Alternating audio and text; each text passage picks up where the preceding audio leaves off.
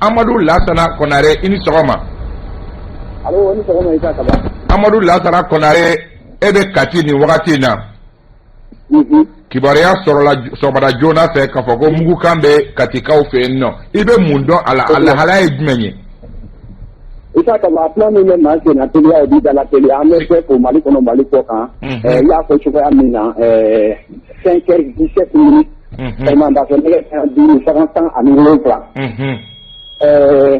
Mugukan belebeleba dɔ bɔra Kati tubabu b'a fɔ min ma une forte détonation. Min yɛrɛ ye Kati ni a quartier foyi tɛ Kati n'a ma mɔgɔw wuli ka bɔ sunɔgɔ la hali ni kan cɛ bɛ kulo 10 kɔ bɔ a y'olu bɛɛ lajɛlen wuli ka bɔ sunɔgɔ la. Mais n'a sugu kɛra mɔgɔ baden girinna ka wuli parce que mɔgɔw tun ɲɛna k'a fɔ san kulula mais ko kɛcogo la bɛɛ y'a dɔn ko dɔ mankan don. Maintenant ne yɛrɛ min tun bɛ a 300 ni kan cɛ a wagati a y'a sɔrɔ a bɛ mɛtiri 300 ɲɔgɔnna bɔ. Donc ne yɛrɛ yɛlɛla ka jɔ so sanfɛ n y'a ye ne bɛ si bɔtɔ la. Donc directement an bolila ka fɛɛrɛ ɲini ka don kan kɔnɔ. Donc an nana sɔrɔ de b'a fɔ n ye tubabukan na ko voiture piégée. Ne ye ka mugujugu kɛ mobili kɔnɔ. Ka sɔrɔ ka u tilen ni mobili nin ye ka don kan kɔnɔ mais u donna kan yɔrɔ min na i b'a ye k'a fɔ tile tun bɛ ka asimi fanfɛlan côté o ye sɛbɛkɔrɔ sécurité u ye fɛɛrɛ bɛɛ kɛ ka yen labɛn mais sisan duguma sira dɔ bɛ yen n'o ye surasi civil surasi bɛ loger yɔrɔ min na yɔrɔ dɔ ka surun yen na n'o ye pétrolière ye donc u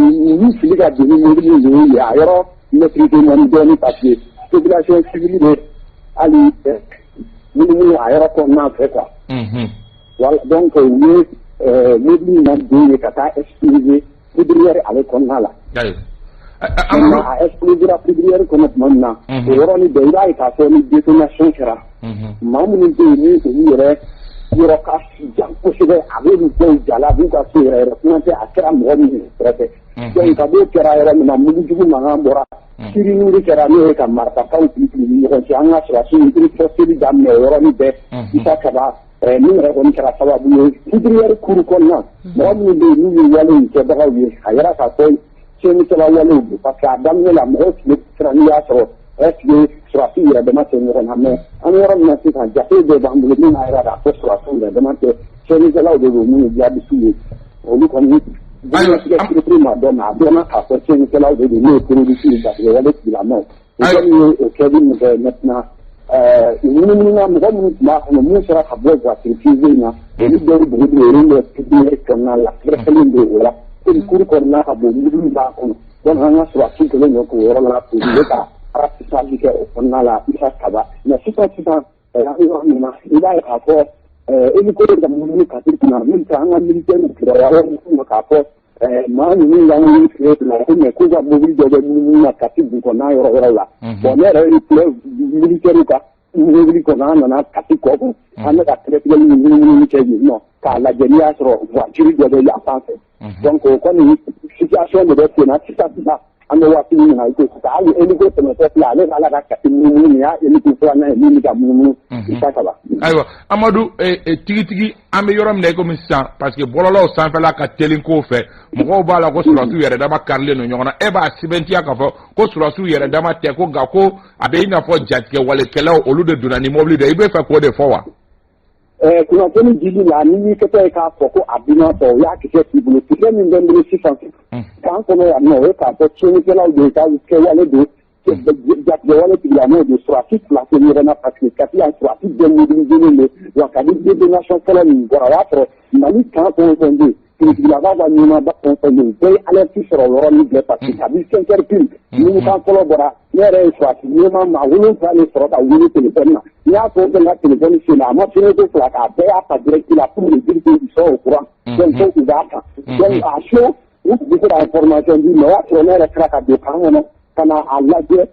mugujugu yɛrɛ bɛ ka mobili in explosera a ye sisi min bɔ a image ni fɛnw hakili la n ye bɛɛ ci i ma n t'a dɔn n'i y'a sɔrɔ donc o de kɛwale de cɛnnikɛlaw ka kɛwale de don Isa Kaba mais n ye ɲininkali kɛ surasi ɲɛmɔgɔ dɔ fana na o y'a jira k'a fɔ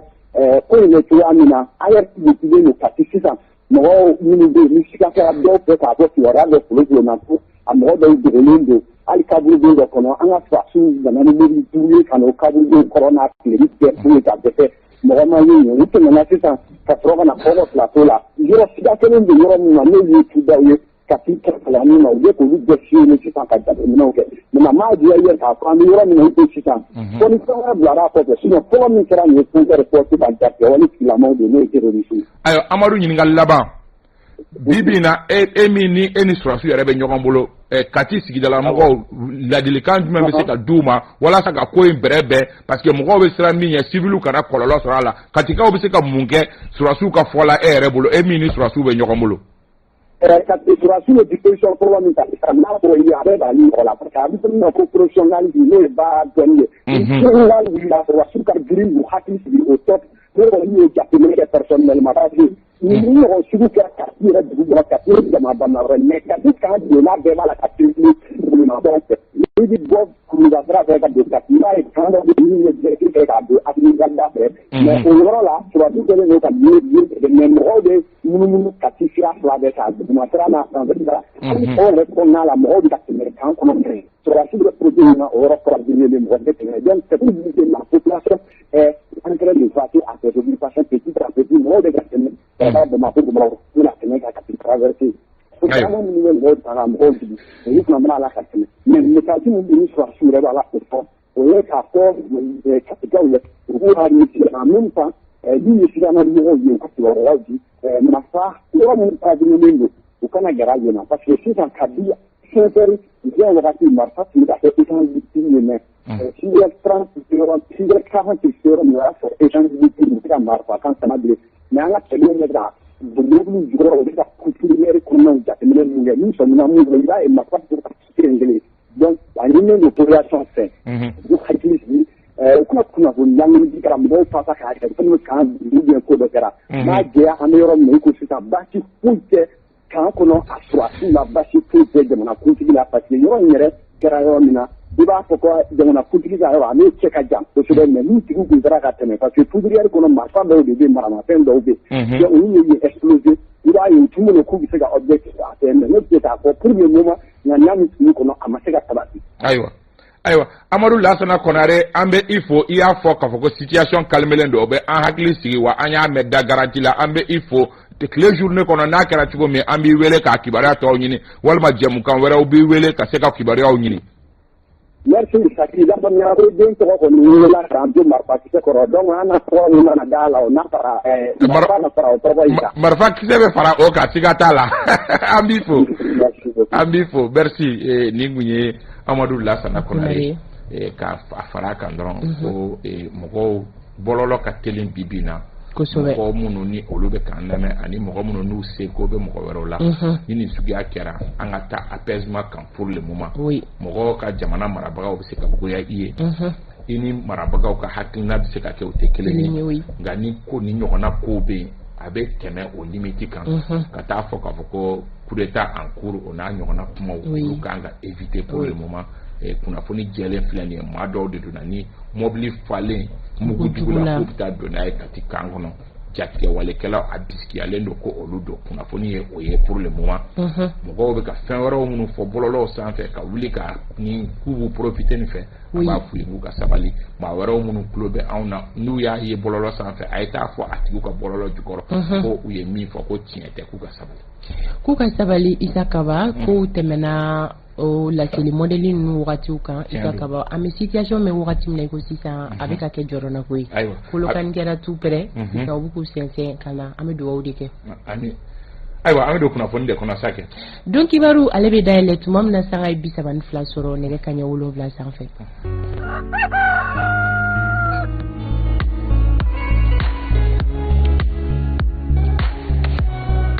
Isa Kaba an bɛ sira di ma. Sira ni y'a ta an bɛ a fɔ aw ɲɛna k'a fɔ n ko bakuruba ye min ye o ye balina ko min kɛra sɔgɔmada in na mugujugu kunkan bɔra katikaw fɛ yen nɔ ja dɔ yɛrɛ b'an bolo joona joona ja min ni an y'a sɔrɔ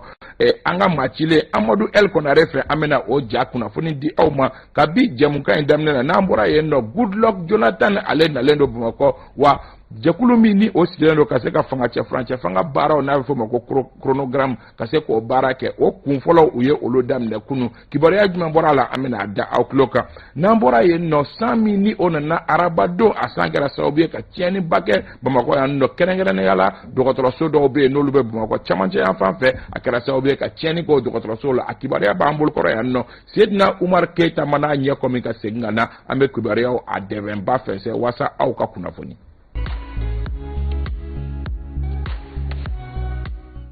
An balimaw an bɛ aw fo ka aw waleɲuman dɔn aw ka danaya ka ɲɛsin groupe Renouveau kunnafoni carisiraw la walasa aw ka se ka kunnafoni sanuman sɔrɔ an y'a fɔ k'a fɔ ko kibaruya a telima ye min ye sɔgɔmada in na o ye k'a fɔ ko kati kan min ni a lakodɔnnen don k'a fɔ ko Mali kanw la belebeleba dɔ don o kan ko sɔgɔmada in na ko maa dɔw ye ŋaniya ta k'u bɛ taa dankari yen nɔ la kibaruya kunfɔlɔ minnu sɔrɔla ani Amadu El Konare bɔra k'a fɔ sisan yaasa ka aw ɲɛ fɛnɛ ni o sɛbɛntiya a kumaw ma ja dɔ sɔrɔla ja minnu ni olu bɛ kuma ninnu sɛbɛntiya Seydina Umar Keyita ale b'o jaw yira an na an bɛ segin ka na.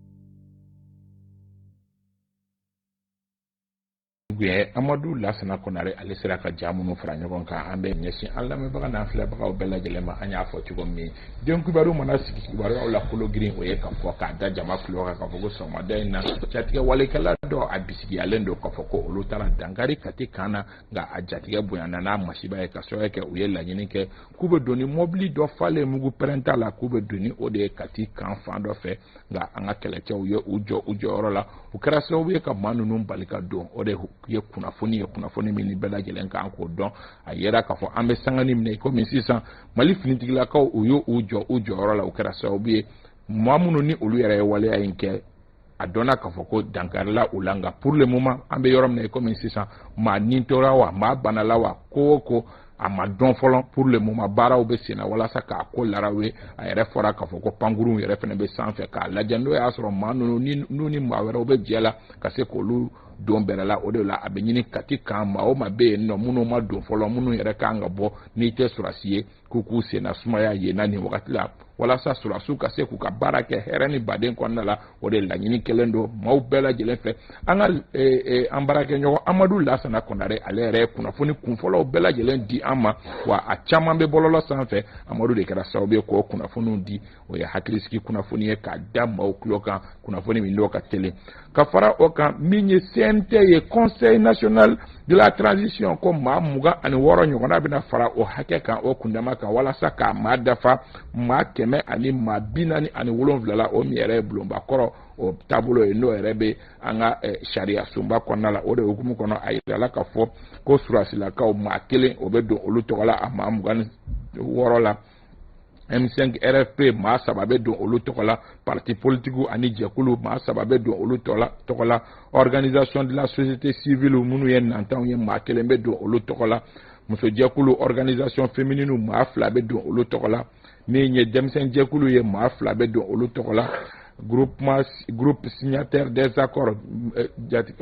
minnu ye kulu marifatigi kɔrɔw ye n'olu y'u bolonɔ bila sɛbɛn na bɛnkan sɛbɛn na olu bɛ maa 1 di minnu ye kulu marifatigi minnu ni olu ma bolo bila bɛnkan sɛbɛn na nka bi in na n'u bɛ bɛnkan kɔnɔna la a bɛ fɔ o ma ko inclusivité olu fana bɛ maa 1 di min ye jɛkulu minnu n'olu sigilen don n'olu bɛ adamadenya hakɛ lakana olu fana bɛ maa 1 di min ye lujuratɔw ye olu bɛ maa 1 di maliden minnu sigilen bɛ kɔ kan olu ka jɛkulu bɛ maa 1 di min ye syndicat jɛkulu ye olu bɛ maa 1 di syndicat autonome olu fana bɛ maa 1 di ordre n'a bɛ fɔ olu ma ko ordre des médecins walima ordre des pharmaciens olu fana ye lafasa jɛkulu olu bɛ maa 1 di min ye diinɛ jɛkulu ye confession religieuse olu fana bɛ maa 1 di min ye chambre consulaire ye olu fana bɛ maa 1 di kunnafoni di jɛkulu olu bɛ maa 1 di seko ni dɔnko art et culture olu bɛ maa 1 di nin ye o taabolo ye maa 26 olu kan ka fara min ye CNT mɔgɔw kan k'a dafa maa 100 ani maa 47 ɲɔgɔnna la kunnafoni kɔni bɔra ka bin surɔ k'a fɔ ko min ye jamanakuntigi yɛrɛ a yɛrɛ y'i bolonɔ bila min ye a décret la k'a signé o kɔrɔ ye k'a fɔ don n'a nataw la ni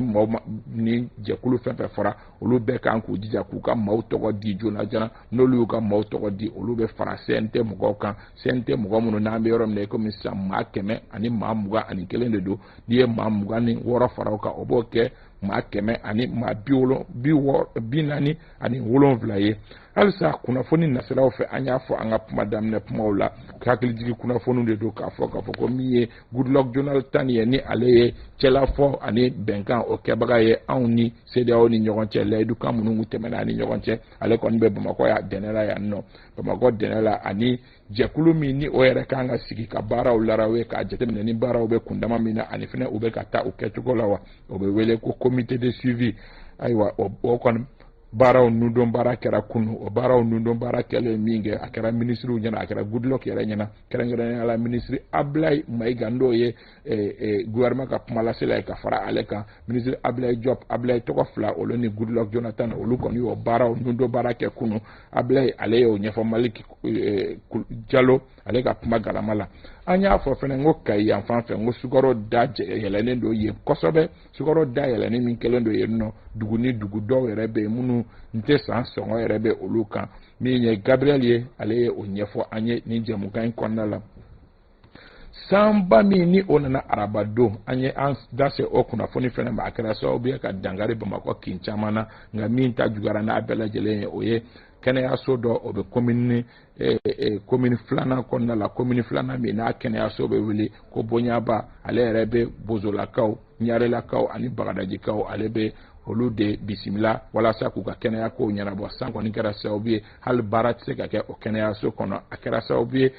ka dɔgɔtɔrɔso yɛrɛ langoloya Gabriel Keita ka fara Salimata Konate kan olu y'o kunnafoni di an ma jɛmukan in kɔnɔna la an y'a fɔ n ko muso faga n ko o ye ko ye waleya min ni a maɲi an ka jamana kɔnɔ Kalabankurakaw fɛ yen nɔ o waleya dɔ kɛra yen nɔ ntɛnɛndon juillet kalo tile 18 kuma yɛrɛ kun bɔra bɔlɔlɔw de sanfɛ bɔlɔlɔ minnu n'olu maa caman ye i da don a kuma la a nana dɔn kɔfɛ k'a fɔ ko maa min bɔnɛna nin na k'a tɔgɔ ye ko Fatumata Buhare ni bɛɛ lajɛlen b'a wele ko Tata a si bɛ taa san 36 ɲɔgɔnna la a sigiyɔrɔ bɛnnen bɛ Kalabankura ma a tun bɛ a cɛ de fɛ yen nɔ wa muso in yɛrɛ a dɔnna k'a fɔ ko jagokɛla de don cɛ min ni o tɔgɔla kuma bɛ senna nin ye n'o de y'i bolo ja a kan na fɔ k'a bɔnɛ a nin na a yirala k'a fɔ ko o tɔgɔ ye ko Cheikh Umar Sangare yɛrɛ a yirala k'a fɔ ko nin tɛ a siɲɛ fɔlɔ ye ka nin ko nasuguyaw kɛ kunnafoni y'o yira k'a fɔ ko ka kɔrɔ yɛrɛ muso min n'o tɔgɔla kuma bɛ senna ko ka kɔrɔ a bɛ to ka badɛbɛ bugɔliw d'a kan a ma ɲɛ min kɔ k'a kɛra fagali yɛrɛ ye siɲɛ kelen Umaru Koyita ale y'o sɛgɛsɛgɛli kunkun n'a ɲɛɲɛ bɛɛ lajɛlen ɲini k'o d'an ma Fanta Tumota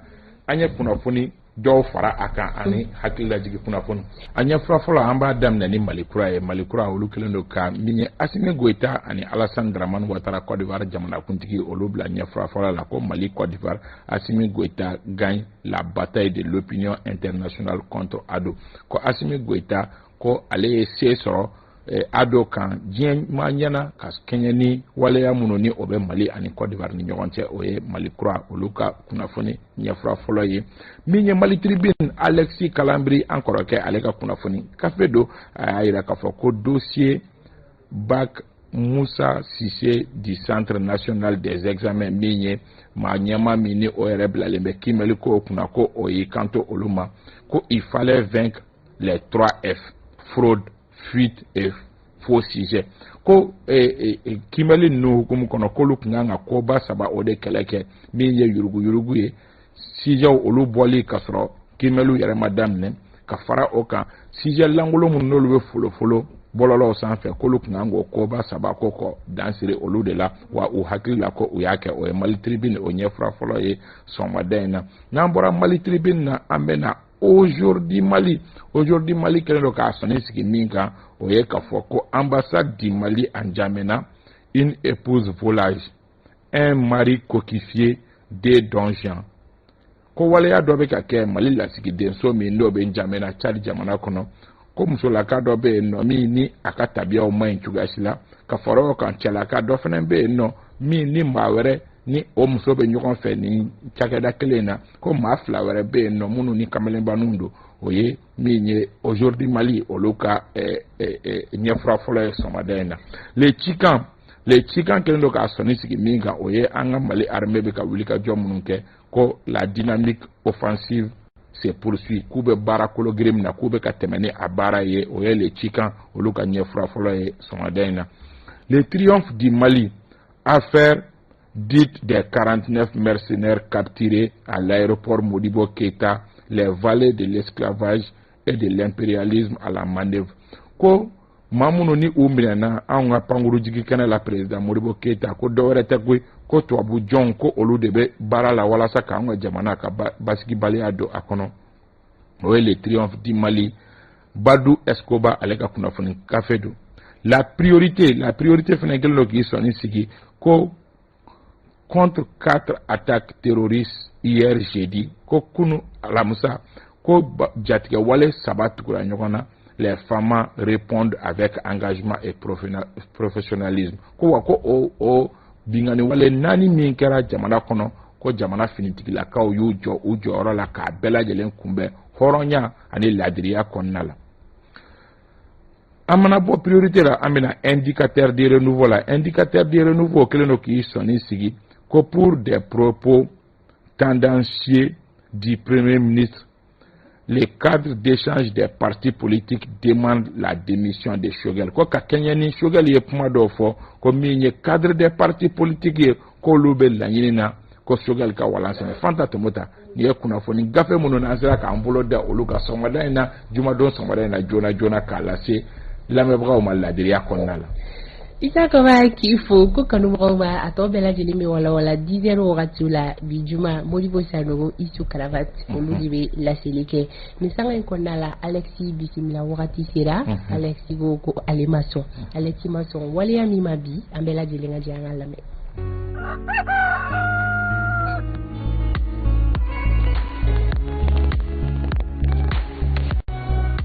a dugu gɛlɛyalen dɔ bi dɔ farala sukaro kan a farala tulu kan a farala essence kan a farala sotrama passé kan farala yani sigu transport kan a to yɛrɛ t'a dɔ n'a ye bɔ kwa yɛrɛ la ko fɛn bɛɛ sɔngɔ ma yɛlɛ wa ayiwa a fɔ a bɛna to tan wa a fɔ a ma se an yɛrɛ k'a lajɛ ni bamananw ko ni sɔrɔ ye laada min sigi kɔli b'o wuli an t'a lajɛ walasa ko ka nɔgɔya an bolo an ka laada dɔ bɔ an yɛrɛ kan wa an ka fɛn dɔ faamuya an yɛrɛ ma walasa ni waati ka tɛmɛ wa ka tugu gɛlɛya n'a ta bɛɛ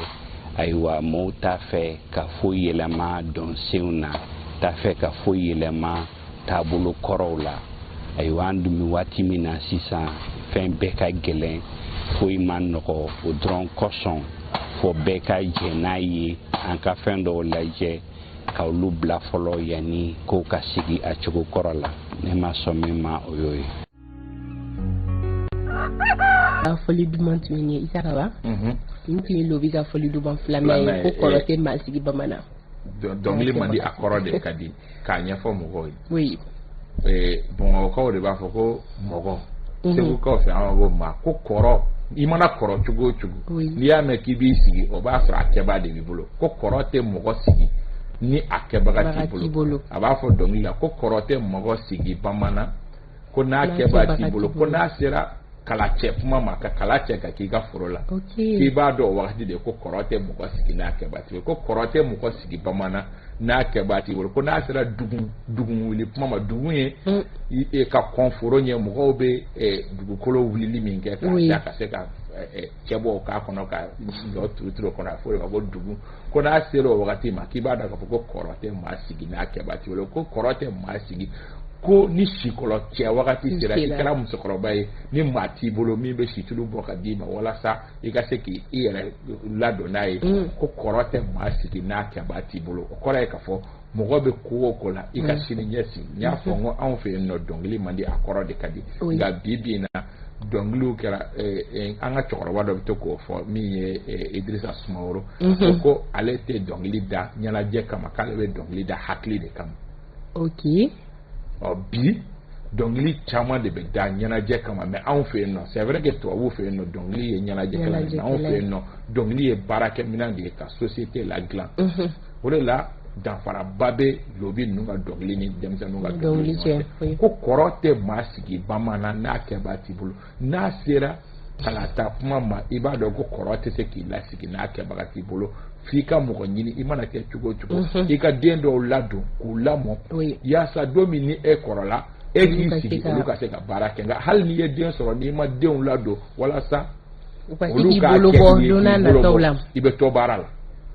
O yɔrɔ la an bɛ dugawu kɛ Isa Kaba an ka mɔgɔkɔrɔbaw Ala ka bolo bɔbaga di u bɛɛ lajɛlen ma an filɛ samiya min kɔnɔna la sɛnɛkɛlaw an bɛ dugawu kɛ Ala ka sanji ɲuman jigi Ala ka sanji jigi mun tɛ tiɲɛni kɛ san ye ka se ka sumanw bɛɛ lajɛlen ɲa dun ka fa u ka sabati. Isa Kaba an ka bi ma wulili o ye Amadou Koyita ye ka bɔ cadre des partis regroupement pour une transition réussie kɔnɔna la an kɔni ma se ka a lasɔrɔ ka kɛɲɛ ni o gɛlɛyaw ye nɛgɛjuru sira fɛ Isa Kaba a fana bɛ ten ni ɲɔgɔnnaw mana kɛ a ka gɛlɛn politiki ɲɛmɔgɔw ma a so ten tɔ kana ka n'u hakilinaw de hali n'o y'a sɔrɔ layidu kan kun bɛ ani Amadu ni ɲɔgɔn cɛ k'an bɛ ɲɔgɔn sɔrɔ sɔgɔmada in na nka ko mana kɛ cogo la ko balilenw bɛ ko sudalenw sa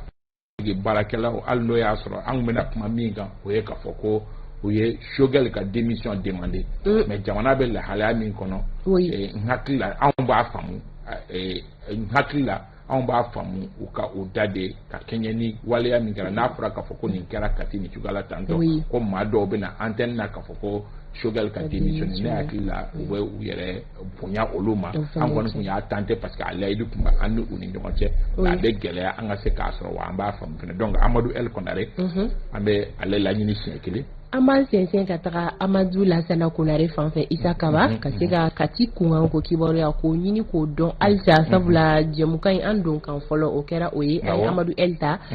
a show kibaruya minnu tun bɛ yen nɔ o wagati la a y'o di kanubaga jamakulu ma an filɛ wagati min na ko sisan sanga 34 o bɛ nɛgɛ kanɲɛ 8 sanfɛ yalima ko a ko bɛ cogo di katikaw fɛ yen nɔ an b'a lajɛ nani Amadu El Konare sera ka ɲɔgɔn lasɔrɔ a ka se ka an ladɔnniya an bɛ heure min na ko sisan kati bɛ cogo di ka fara o kan renouveau fana ni a ɲɛmɔgɔya so kelen don kabi nɛgɛ kanɲɛ 9 o mana tɛmɛ ni sanga 30 ye jɛmukan kɛrɛnkɛrɛnnen o bɛna sigi kɛrɛnkɛrɛnnen Umar Baro Sidibe ale direction ye message ci an ma ko émission spéciale kabi 9h30 ka 10h 11h wagatiw la jɛmukan kɛrɛnkɛrɛnnen o bɛna sigi ma o bɛna wele walasa k'a kungun n'a ɲɛɲɛ sɔrɔ Amadu El Konare kan ka weleli kɛ n'o y'a sɔrɔ Vincent maa min bɛ téléphone na i bɛ o tigɛ walasa Amadu ka se ka don an ka kibaruya sɔrɔ Vincent ni mɔgɔ min bɛ yen i bɛ o tigi tigɛ walasa an ka se ka priorité ka di direct ma Amadu ka sira sɔrɔ oui Isa Kaba voilà mɔgɔ minnu fana bɛ weleli kɛ tuma dɔw la anw bɛ jɛmukan na nka i bɛ taa sɔrɔ dɔw bɛ weleli la anw bɛ kuma min yɛrɛ la k'olu bɛ o sɔsɔ tuma dɔw la olu suguyaw bɛ anw yɛrɛ ka baara déstabiliser i sigilen bɛ i tulo la o bɛ a ma nɔgɔ Isa Kaba i ka kumaw lagosi olu baaraw man ɲi ten tuma dɔw la technicien fana ni k'an k'a jateminɛ tuma dɔw la o b'an déstabiliser k'an to an ka baara kɔnɔna la mais u t'a dɔn baara in bɛ kɛ cogoya min na o de b'a kɛ sinon ni jɛmukan banna n'i ye mɔgɔ o mɔgɔ wele yan nɔ ka fɔ ni hakilina tun bɛ ne la i bɛ lamɛn i hakilina na ka mɔgɔ to jɛmukan na wagati min ka weleli kɛ ka pɛrɛn-pɛrɛn ka fɛngɛw fɔ olu nafa ka dɔgɔ tuma dɔw la o faamuyali ko ɲuman Isa Kaba an bɛ o ɲini an lamɛnbaga kelen-kelenna bɛɛ lajɛlen fɛ k'a fɔ ko groupe renouveau ale kɔni bɛ yan nɔ bɛɛ lajɛlen de kama ka se ka maliden kelen-kelenna kunnafoniya i mana kɛ diɲɛ fan o fan ayiwa an b'an sɛnsɛn ka taga an ka nɛgɛ karafetigiw fan fɛ Amadu El Konare sɔɔni an n'a bɛ ɲɔgɔn lasɔrɔ yanni o cɛ an bɛ taga munumunu Seydina Umar Keita ale fan fɛ yanni ani Amadu ka ɲɔgɔn lasɔrɔ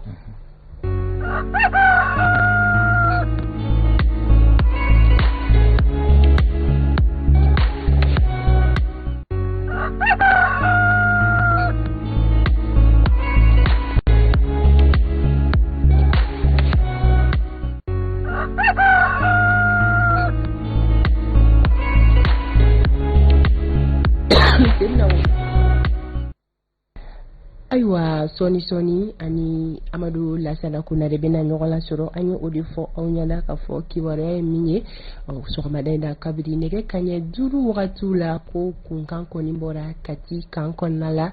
o kama jɛmukan in tako fɔlɔ kɔnɔna la ani Amadu Lasana ye ɲɔgɔn lasɔrɔ a ye o kibaruya jɔnjɔn di an ma kunnafoni kɔnɔna la kɔni y'a jira k'a fɔ ko mɔbili dɔ kɔni donna y'a essayer ka don kan kɔnɔna la mɔbili min na a kun falen don mugujugu la Amadu ye o kibaruyaw di an ma tako fɔlɔ kɔnɔna la an bɛ wagati min na i ko sisan ko situation bɛ cogo di Kati kan kɔnɔna la Kati n'a lamini bɛ cogo di ni wagati kofɔlen na ani Amadu bɛ na ɲɔgɔn lasɔrɔ ka se ka o kibaruya di malidenw ma min b'a to basigi ani hakilisigi o bɛ se ka nati cogoya min na maliden kelen-kelenna fan fɛ Isa Kaba Amadu ka labɛnw sabatira awɔ an bɛ kibaruya kun laban an bɛ olu ɲini ka sɔrɔ k'ale bɛ Kati Amadu ni sɔgɔma Allo i ni sɔgɔma Isa Kaba Amadu an bɛ nɛgɛ kanɲɛ 8 o tɛmɛna ni sanga 30 ɲɔgɔnna ye ayiwa 30 ani damadɔ yɛrɛ Kati lahalaya bɛ cogo di i tun ye kunnafoni kunfɔlɔw di jumɛn bɛ ka fara a kan Isa Kaba mun bɛ ka fara a kan o ye k'a fɔ ko b'a la ka jɛya dɔɔni nka i yɛrɛ b'a dɔn lakana kibaruya bɛ cogo min na maa b'i tɔ to a la janko n'i ye civil ye tiɲɛ don donc yanni an ka se ka bilan officiel kɔnɔ o ka di sécurité ɲɛmaaw fɛ ka di DIRPA maaw ma olu ka se k'o lase maaw ma an b'an yɛrɛ minɛ dɔɔni fɔlɔ jamana yɛrɛ lakana kama tiɲɛ don an bɛ se ka min fɔ i ye kɔni jɛyaliw y'a jira hali bi n'a ka bi k'a jira k'a fɔ tiɲɛnikɛla terroriste kɔni ka kɛwale de ye baara in ye maintenant n y'a f'i ye cogo min na u ye mobili dɔ de fa mugujugu la n'o ye voiture piégée ka u tilen ka don n'a ye i k'a dɔn poudrière kɔnɔna la mais n'i ye u ka nacogo lajɛ i b'a jateminɛ k'a fɔ jamanakuntigi yɛrɛ jabala ye yɔrɔ min ye n'o ye Asimi ye ni sécurité renforcée tɛ kɔrɔlen ni wagati laban ninnu na mɔgɔ minnu don u tun bɛ se k'u tilen ka taa ci Asimi ka yɔrɔ da la mais sécurité min bɛ Asimi ka yɔrɔ da la k'a sababu kɛ sécurité modèle kura minnu bɛ yen n'o ye ka béton baw sigi ka yɔrɔ lakoli sentinelle ka jɔ u jɔyɔrɔ la ka barrière kɛ k'a jira k'a fɔ su mana se nin yɔrɔ in na n'i tɛ maa yamaruyalen i man ka tɛmɛ nin yɔrɔ fɛ mobili ko t'o la mototigi t'o la nɛgɛsotigi t'o la sennamɔgɔ t'o la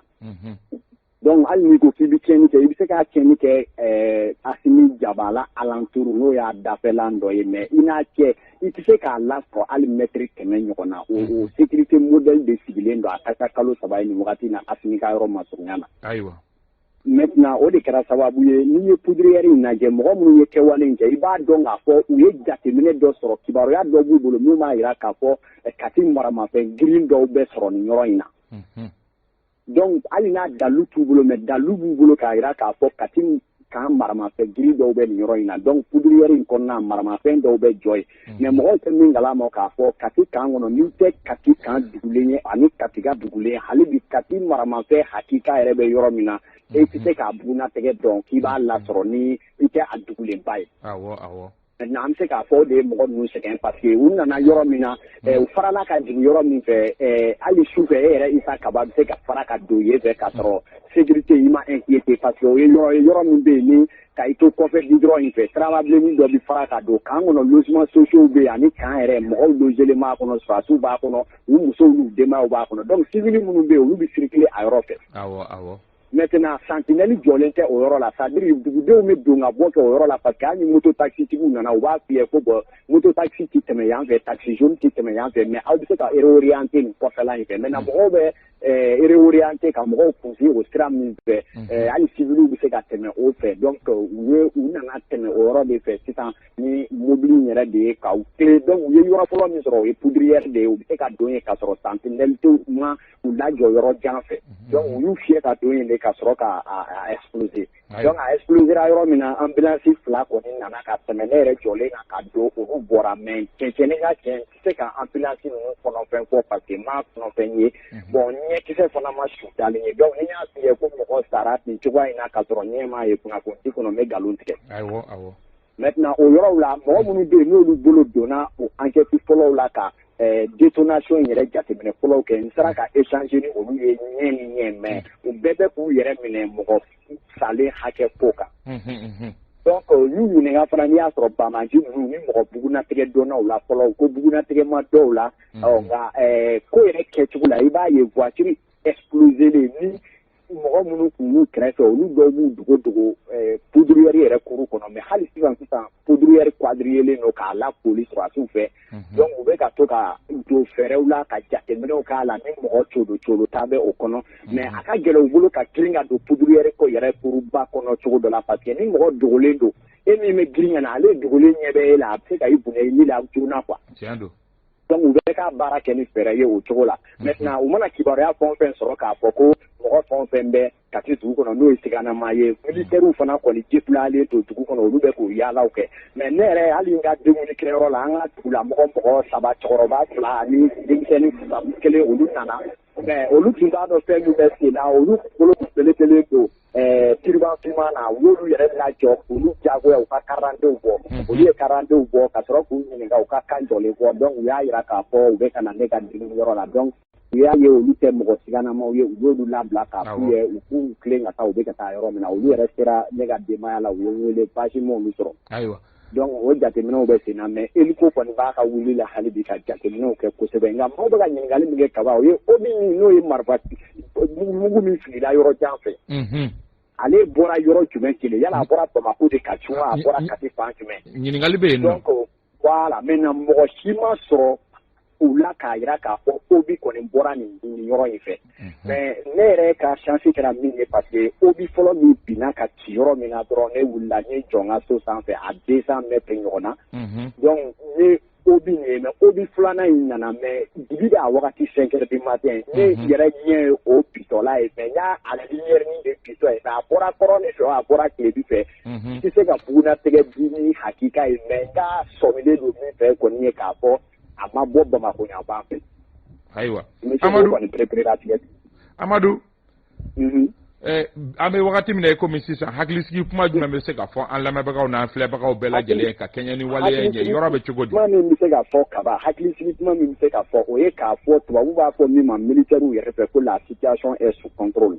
namara kɔni tɛ o la parce que sisan surasiw kɔni de bɛ ɲɛfɛ parce que surasiw yɛrɛ galvanisé u nisɔndiyalen u mana tɛmɛ mɔgɔ minnu na i yɛrɛ b'a ye u nisɔndiyalen u bɛ k'u bolo kɔrɔta u bɛ ka marifa kɔrɔta k'a fɔ ko min tɛ dafa fila ko o tiɲɛ kelen bɛ kɛ quoi donc u bɛ ka tɛmɛ ka yɔrɔ yɔrɔ bɛ yen n'u sigar'o la u bɛ don u b'o f'u ye u bɛ t'olu yɔrɔw lajɛ mais degun foyi tɛ min b'a jira k'a fɔ an ka surasiw inquiétélen don sisan o foyi kɔni tɛ kasi yan sisan.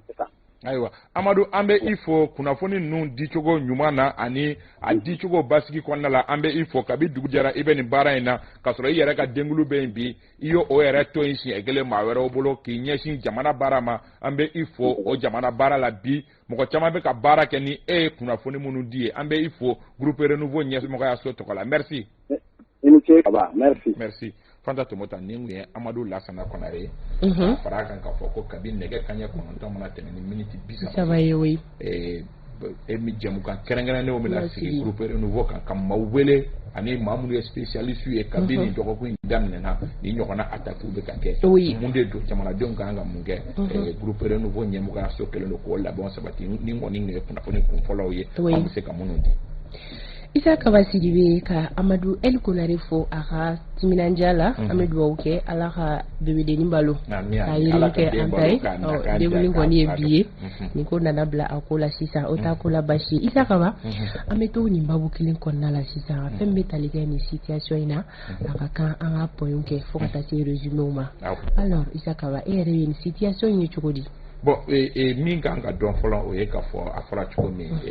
nɛgɛ kaɲɛ 5 o tɛmɛnen ni miniti 17 ɲɔgɔnna ye k'a fɔ ko mugu pɛrɛnta kun fɔlɔba dɔ bɔra a dɔnna k'a fɔ ko obi 2 obi o ye mugu minnu n'olu bɛ ci yɔrɔ jan kan o mugu ka girin o 2 o de cunna Kati kan kɔnɔna la o obi 2 tɛmɛnen kɔ wagati damadɔni o kɔfɛ mugu pɛrɛnta kan ba bɔra an ka ciden kɛrɛnkɛrɛnnen Amadu a y'a fɔ an ɲɛna o mugu pɛrɛnta o ni obi olu ci kan o mankan tɛ kelen o b'a yira k'a fɔ ko waleya 2 de kɛra fo mɔgɔw k'o faamu fɔlɔ o ye k'a fɔ mugu jugu cunna Kati kan kɔnɔ fɔlɔ o mankan ba bɔra ka o kɛrɛfɛ explosion ba bɔra o 2 tɛ kelen ye explosion ba a yera k'a fɔ ko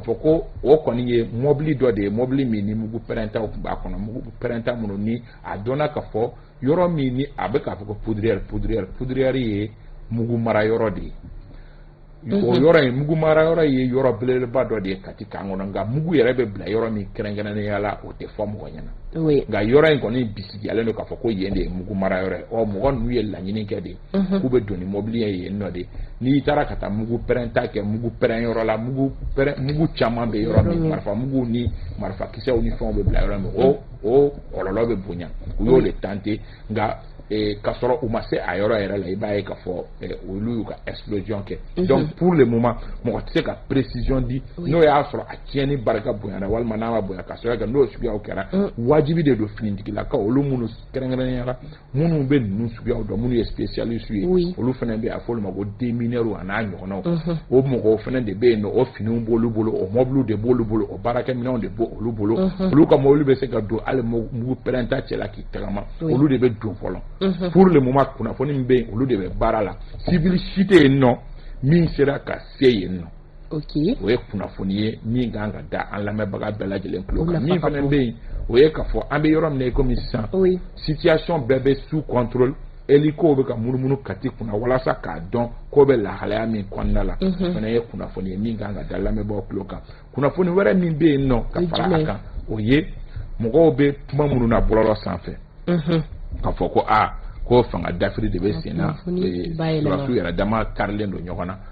an ka olu bila fɔlɔ ni jamana ye ni lahalaya sɔrɔ a baaraw ka gɛlɛn a baaraw ma nɔgɔn nka i bɛ kunnafoni kolon kelen o kelen di mɔgɔ dɔ b'o minɛ k'a sigi ni o ye o bɛ kɛ sababu ye i bɛ jamana dɔ fili kɔnɔ kunnafoni minnu bɛ yen nɔ ni kunnafoni t'i bolo i b'i da de maa dɔw bɛ yen nɔ minnu dabalo de b'o la minnu bɛ sara o kama k'a to olu k'o baara kɛ n'o kɛra a baaraw bɛ ɲɛ donc pour le moment kunnafoni minnu bɛ yen basigi kɔnɔna la o ye ninnu ye ka fɔ ko bingani walekɛlaw taara ka taa bin kati kan kan waleya fila de bɛ yen obiw de donna fɔlɔ obiw kɔfɛ k'a ye ka fɔ mobili dɔ ni mugu pɛrɛnta b'a kɔnɔ o kibaruya bɛ yen ka bɔ kuma la groupe renouveau bɛ na jɛmu kan kɛrɛnkɛrɛnnenw sigi kabini nɛgɛ kanɲɛ 9 mana tɛmɛ ni miniti 30 ye ka maaw wele ni ala ma basi kɛ maa o maa ni an bɛ se k'an bolo da o kan hali n'a kɛra sɔrɔsi ɲɛmɔgɔw ye walasa ka na kunnafoni jɛlen di jamanadenw ma.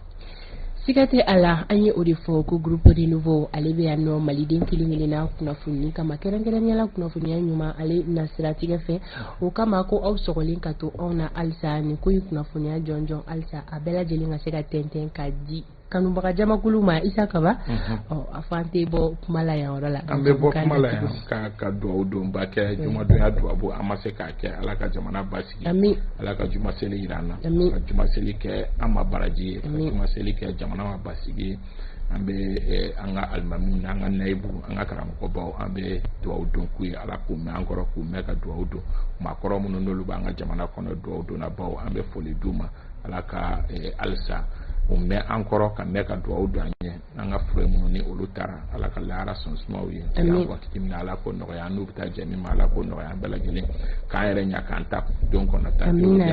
fuga la ne ka musokɔrɔba don ani tɔn ɲang an bɛ foliba di u ma ka foli di Kadija Bilima ne ka musokɔrɔba don an bɛ Madame Konare Kadija Ja an bɛ foli di a fana ma ka foli di an ka musokɔrɔbaw bɛɛ lajɛlen n'u bɛ jɛmukan ninnu lamɛn a ka d'u ye kosɛbɛ an bɛ foli di u bɛɛ lajɛlen ma an ka maa welelen Amadu Koyita yɛrɛ a tun bɛ k'an wele nka sanga kɔni o tɛnkura kosɛbɛ an bɛ tila sisan an bɛ yafa deli a fɛ Yatasa ye Segukaw fɛ yen nɔ an bɛ foli ba d'a ma an ka cɛkɔrɔba don an b'a fɔ Aba n'a ka denbaya a bajɛ an bɛ foli di ka Yatasa ye furumuso fo Diko an bɛ a fɛnɛ fo Madu Kuyate Rekotradi maa ɲɛma don Segukaw fɛ yen an ka maakɔrɔba don an bɛ a fo ka Madu Jara fo ORTM baarakɛla kɔrɔ ani Super Biton baarakɛla kɔrɔ don an bɛ foli di a fɛnɛ ma an ka cɛkɔrɔba don min ye Bamindaw ani a ka jelimuso Baminata Danbele an bɛ u fo ka Iba Sanogo n'a furumuso olu bɛɛ lajɛlen fo ka min ye doyen cour la Segu ye nɔ ka foli di u bɛɛ lajɛlen ma Modibo Umar Kulubali Mok ale fana bɛ Segu an bɛ foli ba di a ma ka Segu ka bɛɛ lajɛlen fo ka Wasolonkaw fo kɛrɛnkɛrɛnnenya Bununkɔkaw olu sigi ka yiriba kɔrɔ ka renouveau matin lamɛn kɔɲɔkɛlaw nana olu ko ni n yɛrɛ ko n famana Wasolon ko ni ma taa Wasolon ko ɲalafi bɛ yenkaw la ko Wasolonkaw ma ko n bɛ taale kibaruya sɔrɔ ko arajo fila bɛɛ de b'an lase yen nɔ arajo fila ninnu bɛɛ bɛ an lamɛn yen nɔ sɔgɔmada fɛ ko bɛɛ b'i kunnafoni anw de fɛ an bɛ Jan Kamara ninnu fo an bɛ bɛɛ fo bɛɛ fɛn o fɛn arajo fɛn o fɛn n'o bɛ renouveau matin lase Fanta Tumuta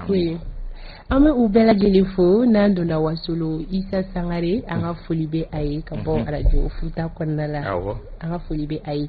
fɛn bɛ tali kɛ Awa Sise Tambaka Awa an b'a fo ka bɔ Sankaw fɛ yen nɔ Kalilu Traoré capitaine Kalilu Traoré a nana ka bɔ Hiji la El Hadj Kalilu Traoré désormais capitaine El Hadj Kalilu Traoré kɔrɔkɛ don Kader kɔrɔkɛ don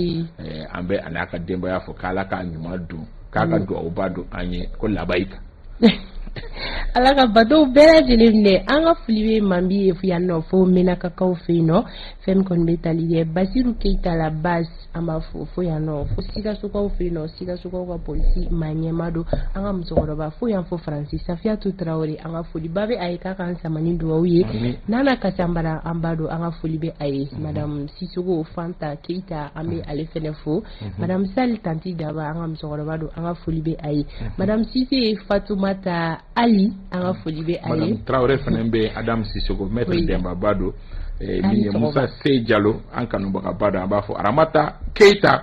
Sadi a musokutigi dɔ don an bɛ a fila fo Zumana Konate Isa Kaba don o don a b'a fɔ ko k'a ka foli f'i ye ka bɔ Bangoni Filabugu la an bɛ zu fo Bazu k'ale sɔgɔma Dawuda Samba Modi Kaloga fana ni an terikɛ ba don Brazzaville an b'a ka denbaya bɛɛ lajɛlen fo a n'a furumuso fila o Dawuda Makasa ni sɔgɔma an ka foli bɛ Abdoulaye Diop ye ka bɔ Global Consulting na Isa Kaba ni sɔgɔma k'a ni sɔgɔma Abdoulaye mɔgɔ sɛbɛ ba an ka foli bɛ a ye ko Dayiko fana ni sɔgɔma $20 an ka foli Abdoulaye finitigi do ka bɔ premier arrondissement kɔnɔna la Sisoko fɛnɛ ka foli bɛ yan ka bɔ yan nɔ fo Italikaw fɛ yen nɔ an kanubaga ka ca an tɛ se ka bɛɛ lajɛlen fo ɲɔgɔn fɛ an bɛ bɛɛ fo ka bɛɛ lajɛlen wale ɲuman dɔn ko Kulubi ni sɔgɔma Kulubi an bɛ Kulubi fo kosɛbɛ ni denmisɛnnin sɛbɛ ba Kulubi an bɛ a fo ka 7 groupe mɔgɔw bɛɛ lajɛlen fo Bagayogo bɛɛ 7 groupe mɔgɔ ani an ka abonné an ka page Renouveau Matin page kan an b'u bɛɛ lajɛlen fo a bɛ ye mais tuma dɔ la a b'an sɔrɔ jamukan kɔnɔ sinon a ka d'an ye k'a bɛɛ recenser ka to ka foli d'u ma wari tɛ sara la foyi tɛ sara la an b'o précision di bɛɛ lajɛlen ka fo kɛrɛnkɛrɛnnenya la tunkarankew Isa Kaba olu fɛnɛ bɛ sɔgɔ an na kosɛbɛ Yakuba Jabate très cher international alimami ɲɔgɔn don ko k'i ɲininka k'i bɛ juma misiri a ma ɲɛ bi aw fa ɲɛ tɛ na k'i bɛ juma misiri jumɛn na n bɛ seli Kalaban bi Kalaban misiri mɔgɔw olu ye n wele bi n bɛ taa seli Kalaban misiri la juma seli heure la n'i taara i k'an sama ni dugawu ye siga t'a la an bɛ foli kuncɛ ni Karim Sanogo ale ka foli an kanubagaba don an b'a fɛnɛ fo an kɔrɔkɛ Iba Sanogo Iba an b'a fo Segu k'a ni sɔgɔma n dɔgɔnin mangɛnɛ Awa Sanogo ala ka nɔgɔya kɛ k'a tɔɔrɔ dɔgɔya ka lafiya di nin wagati in ye o ye samiya donda typhoïde ni palew bɛ mɔgɔw minɛ ala ka nɔgɔya kɛ Amina yarabi ala ka kɛnɛya di bɛɛ lajɛlen ma ka kanubaga bɛɛ fo ka bɛɛ lajɛlen wale ɲuman dɔn bi juma Renouveau Matin an b'a datugu yan yɔrɔ la i n'a fɔ Isa Kaba y'a fɔ ɲɛna cogoya min na nɛgɛ kaɲɛ 9 sanga 30 9 sanga 30 9 sanga 30 9 sanga 30 9 sanga 30 9 sanga 30 9 sanga 30 9 sanga 30 9 sanga 30 9 sanga 30 9